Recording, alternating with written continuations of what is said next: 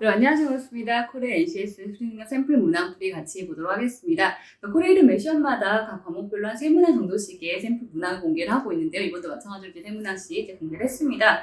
아마 이번 문항 풀어보신 분들 이미 대략 예상하시겠지만 문제가 특별하진 않고요. 그리고 이전에 나왔었던 문제 유형도 이제 그대로 보이는 것도 좀 있거든요.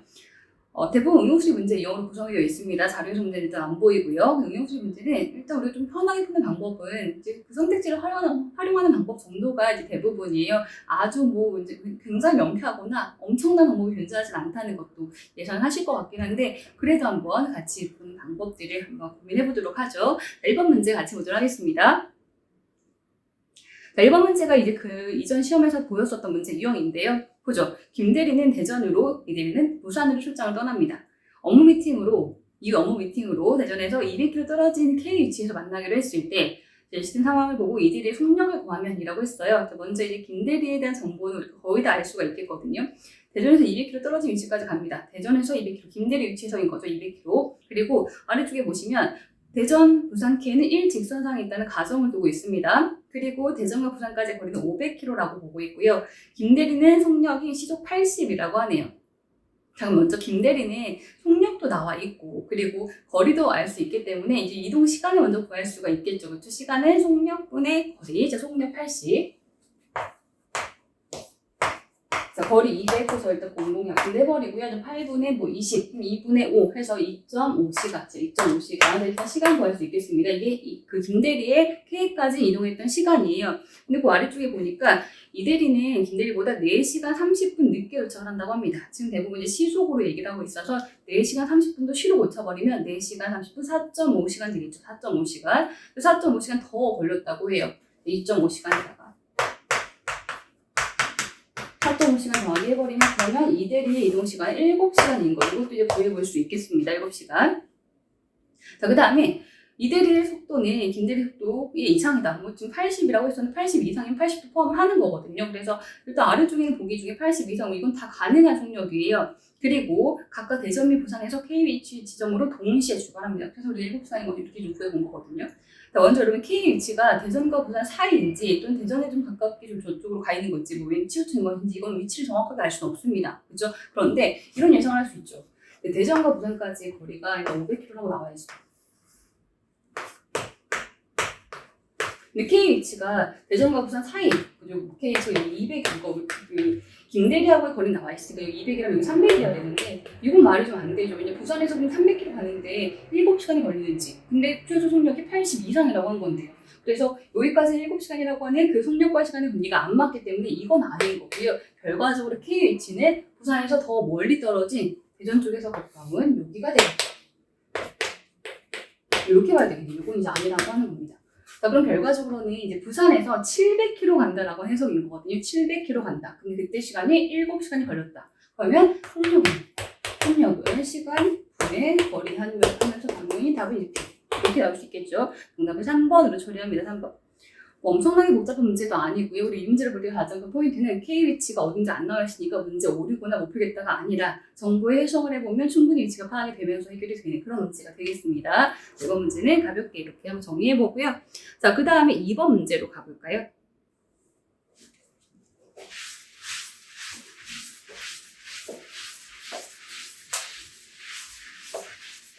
자, 2번 문제는 도형 문제가 있습니다. 도형 문제 보신 분들은 이건 또 뭔가라는 생각을 하셨을 것 같아요. 그리고 이제 그 식을 세우는 과정에서 아래 보기에 뭐 루트도 나오기도 하고, 그쵸? 좀 뭔가 별로죠. 그쵸? 당연히 근데 이 문제도 루트까지 가는 뭐 2차 함수 여기까지 가는 방법보다는 선택지를 활용하시면 조금 더 편하게 보실 수 있겠습니다. 일단 볼게요. 각 변의 길이가 모두 24cm의 정사각형 ABCD에서 점 P는 점 A에서 출발해서 매주 3cm의 속력으로 선분 AB를 움직이고요. 점 Q는 B에서 출발해서요. 매주 2cm 속력으로 선분 BC를 움직인다고 합니다. 점 P가 점 B에 도달하면 점 P하고 Q의 움직임을 멈춘다고 해요. 삼각형 PBQ의 넓이가 최대가 되는 순간에 삼각형 PBQ의 둘레 길이를 구하시오. 넓이가 최대가 될 때 둘레 길이를 구하라고 합니다. 근데 삼각형 형태 잠깐 우리 그려볼까요? 자, P가 있고요. 그리고 B가 있고, 뭐 Q 이렇게 있습니다. 이렇게요. 그리고 지금 P 같은 경우에는 현재 24cm에서 초당 X 3cm씩 이동하고 있는 거예요. 근데 X초 이동됐다고 봤을 때 P의 길이 어떻게 볼까요? 24에서 3cm씩 X만큼 빠진 요만큼의 길이가 된다고 볼 수 있겠죠. 그렇죠? Q는요, B에서 출발합니다. 초당 2cm씩 오른쪽으로 갑니다. 얘는 아래로 내려왔던 거고요. 얘는 이제 오른쪽으로 가고 있던 거죠. 이렇게. 그렇죠? 그래서 이제 EX 이렇게 볼 수 있겠습니다. 삼각형의 넓이를 구하는 것을 밑변 곱하기 높이 나누기 이렇게 볼 건데, 물론 이걸 이제 그대로 식을 세면 너무나 이제 별로의식이 생기기 시작을 하죠. 그렇죠? 자, 밑변 EX 높이 24 마이너스 3X 나누기 이제 곱하기 이렇게 하면 이런 식으로 했을 때 이 값을 이제 구하는 건데, 뭐 이 정도 생긴다고 해도 별로 매력적이지 않죠. 정리하면 이렇게 들어갑니다. 마이너스 3X 먼저 써볼까요? 이상부터 이렇게 플러스 24x 이렇게 되는데요. 여기서 이제 이걸 딱 보시면 여기 최대값을 구하라고 하죠. 2차식에서 최대값을 구하라고 하는 것은 2차 함수의 꼭지점의 좌표를 구하라고 하는 겁니다. 그럼 그 포물선 형태가 되는 그래프 기억나세요? 2차 함수 그래프? 위로 볼록한 그래프, 아래로 볼록한 그래프 이런 식으로 나오는데, 보통 이제 요 2차 항의 앞에 부호가 마이너스면 위로 볼록한 그래프가 되게 되고요. 2차 항의 부호가 플러스면 아래로 볼록한 그래프가 됩니다. 앞에가 마이너스라서 위로 볼록한 그래프인 거고, 위로 볼록한 그래프일 때만 우리가 최대값을 구할 수가 있죠. 더 높이 올라갈 수 없는 이 위치를 구하는 거, 꼭지점의 좌표를 구하는 것이 최대값을 구하는 그런 방법이 되는데요. 물론 이 방법으로 가보면 너무 별로기는 해요. 그렇지만 문제는 한번 볼까요? 완전 제곱식이라는 것을 세우게 됩니다. 이런 과정이 마이너스 3만큼 빼버리고요. 그리고 x제곱 들어갑니다. 그리고 여기서도 마이너스 3만큼 뺀 나머지 마이너스 8x가 들어가요. 이렇게 풀어야만 이게 되겠죠. 그 다음에 완전 제곱식이라고 하는 것은 말 그대로 어떠한 식이 제곱 이렇게 표현이 될 수 있도록 맞춰주는 것이기 때문에 1차항 개수의 절반 제곱이 필요합니다. 1차항 개수 이것의 절반 마이너스 4의 제곱 플러스 16. 그리고 16을 더하겠으면 그냥 더하게버리면 식을 내가 내 마음대로 식을 막 추가한 거잖아요. 그래서 원상 복귀하는 과정이 한 번 더 필요합니다. 필요한 만큼 더 있으면 그만큼 다시 빼야만 식으로 원래로 복귀시킬 수가 있겠다. 이런 과정이에요. 자, 이걸 이제 정리하면요. 여기까지가 이제 완전 제곱식이 됩니다. 절반만큼 x에 마이너스 4에 제곱한 것이 요만큼이에요. 요거 정리식하면 위의 식이 나오겠죠. 그리고 사용되지 않았던 이 숫자는 밖으로 빠져나옵니다. 앞에 있는 숫자 영향을 받아서 빠져나와요. 이렇게. 그러면 플러스 48. 다음 꼭지점 좌표는 x 마이너스 4 여기에 부호 반대였던 4, 48 2차 함수 구했었던 식이 기억이 나시는 분들은 이거 반대로 갔었다 라고 하는 거 기억이 나실 거예요. 자, 그래서 이제 x가 4일 때가 최대값 48이 나온다 이런 해석이 되어 있는 건데, 이것까지 이제 필요가 없죠. x가 4라는 건 이제 구하게 되면 여기가 4.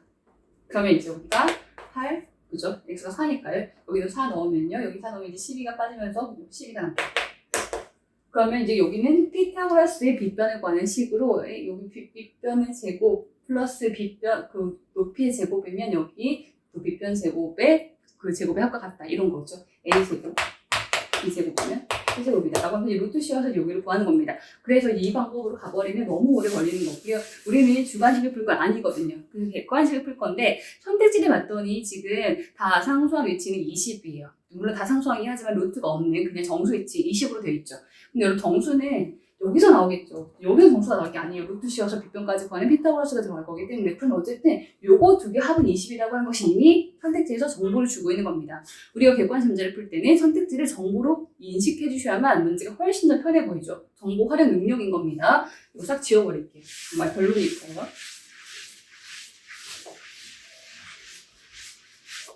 자, 그래서 지금 여기 24 마이너스 3x 높이하고요. 그리고 밑변 2x 이렇게 더하는 것이 20이 된다라고 이미 얘기를 해주고 있다. 이렇게 보면 여기 마이너스 x가 될 거니까요. 마이너스 x는 마이너스 x는 4로 나오는 겁니다.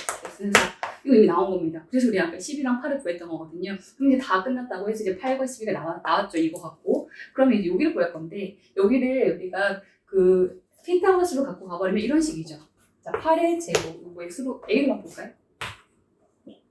8의 제곱 플러스 12의 제곱은 a의 제곱이다. 이렇게 풀게 됩니다. 그래서 이제 마지막 루트 씌워서 가고 있는 거죠. 64, 144, 그리고 더했더니 지금요 200, 두 개 더하면 208 나오네요. 208. 208이에요. A 제곱이 208이라고 하는 것은 루트 씌우면 나올 텐데, 근데 여러분 이것도 물론 여기서 소인수분해서 가볼 수도 있고요.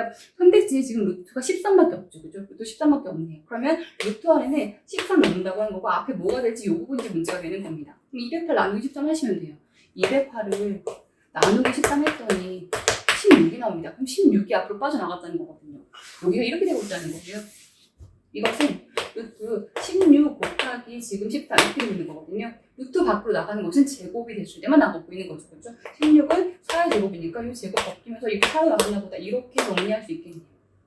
그렇죠? 13 남기고 16이니까 밖으로 4가 나왔겠다. 정답은 그래서 답은 2번 됩니다. 2번. 마지막 풀이 과정에서는 그냥 여기서 바로 그냥 소인수분해로 가는 것도 좋겠다. 이건 편하게 하시면 됩니다. 그건 특별하지 않아요. 여기서는 중요한 것은 선택지를 활용해서 X가 산 것을 빠르게 도출을 하고, 그리고 빗변제곱으로 가는 과정에서도 13을 활용하는 방법도 있다는 거. 이 정도만 좀 참고하시면 될 것 같습니다. 자, 2번 문항을 봤고요. 자, 그 다음에 3번으로 가볼까요? 3번.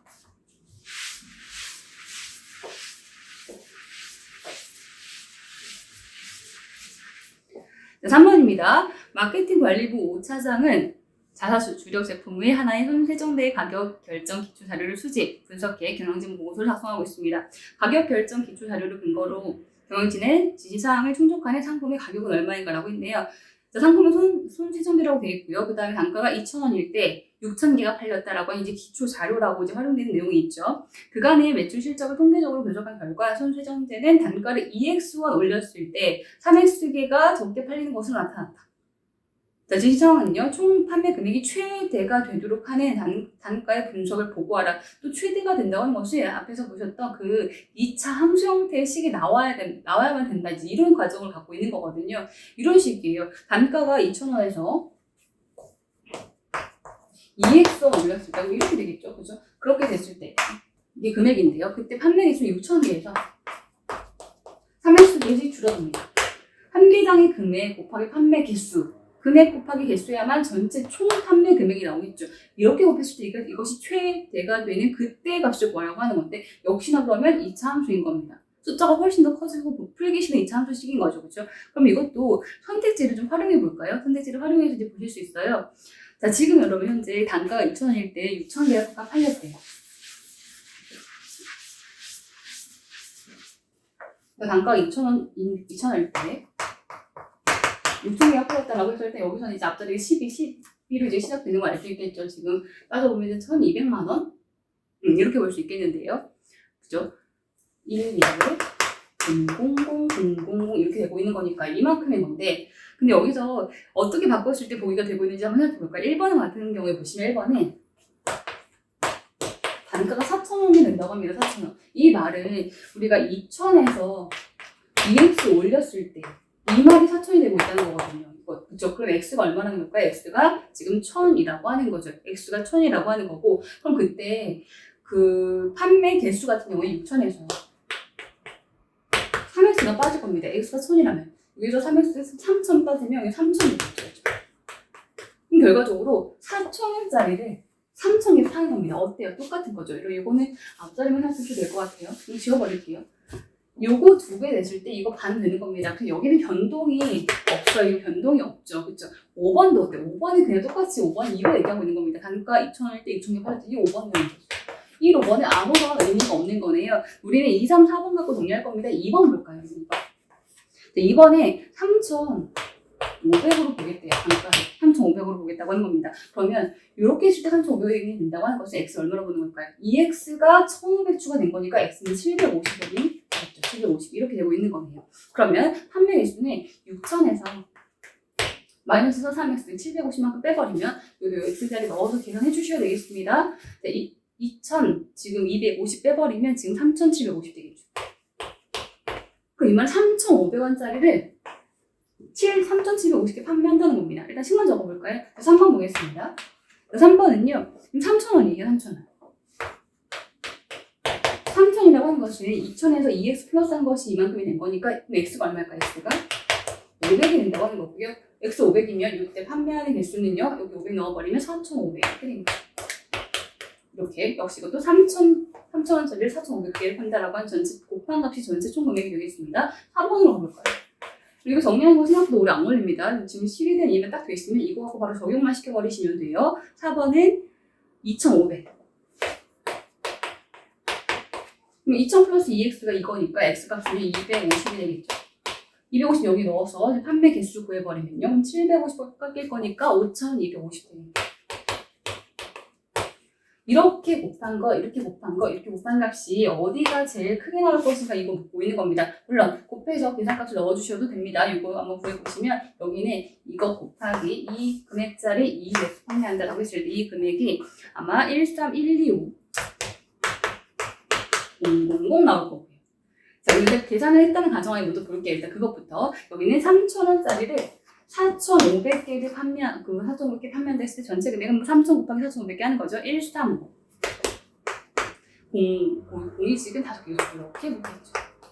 여기도 2,500원짜리 5,250개 판매한다라고 했을 때 곱하면 여기는 14. 이거 똑같이 나옵니다. 1, 1, 2, 5, 0, 이렇게 나와서 이게 제일 이제 금액이 제일 큰 걸로 이게 다 처리가 되겠죠. 이렇게 되고 있는 건데요. 자, 그런데 이것을 식에서 비교하셔도 좋아요. 식에서 비교하셔도. 자, 2번과 3번씩 비교할까? 이거 곱하기 이거 곱하기 이거 하는 거잖아요. 아마 그 증가율로 비교하는 거 보신 분들은 이것도 익숙하실 겁니다. 자, 여기서 이만큼 500 했습니다. 그죠?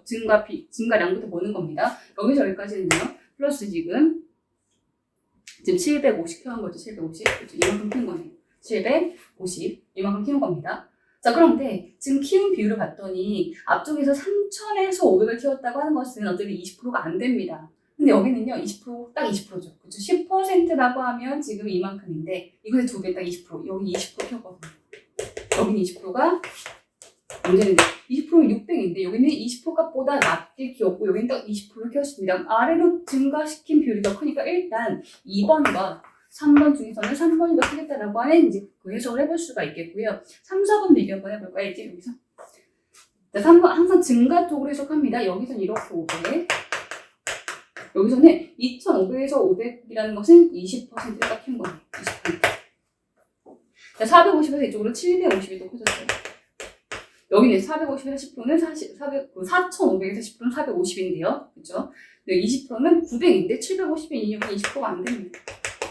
자, 위로는 20%, 아래로는 20%보다 적게 증가시켰으면 여기서는 3번이 4번보다 더 크겠죠. 결과적으로 3번이 2번보다 크고 4번보다 큽니다. 얘가 제일 크겠다라고 이렇게 볼 수 있겠네요. 그렇죠? 물론 식의 원리를 가지고 보면 이제 가장 중간값이라고 하는 의미를 가지고 답을 내보실 수도 있겠지만 그 원리를 이해를 우리가 하기 어렵다고 하면 이렇게 선택지를 활용하는 방법도 꽤 괜찮습니다. 5번엔 의미가 없다는 것도 빨리 캐치하셔야 되겠고요. 여기서는 x값이 얼마나 쓴 것인지를 갖고 개수를 구하고요. 곱한값을 갖고 답을 내보셔도 괜찮고 식을 비교해서 여기는 20% 값보다 적게 여기는 20%니까 일단 3번이 크고 3, 4번에서는 여기는 20% 여기 아래로 20%보다 적게 또 3번이 크고 4번이 작고 이렇게 식을 비교하셔도 괜찮겠습니다. 샘플 문제 3문제 풀어봤는데 물론 이제 문제 전체적으로 문제가 어려운 건 절대로 아니에요. 그리고 유사 유형도 우리가 앞에서 많이 보셨던 이전의 시험에서도 많이 나왔던 그런 문제 유형이거든요. 그래서 샘플 문제는 그래도 어쨌든 의미는 있으니까요. 아, 이런 걸 내려고 낼 수 있겠구나라고 하는 예상 정도만 하시면 될 것 같고 물론 이 유형만이 아니라 나머지 기타 유형도 조금 더 대비를 하면서 공부를 해보실 필요는 분명히 있습니다. 시험 준비에 도움 되셨길 바라면서 샘플 문항풀이 여기까지 마무리하겠습니다. 감사합니다.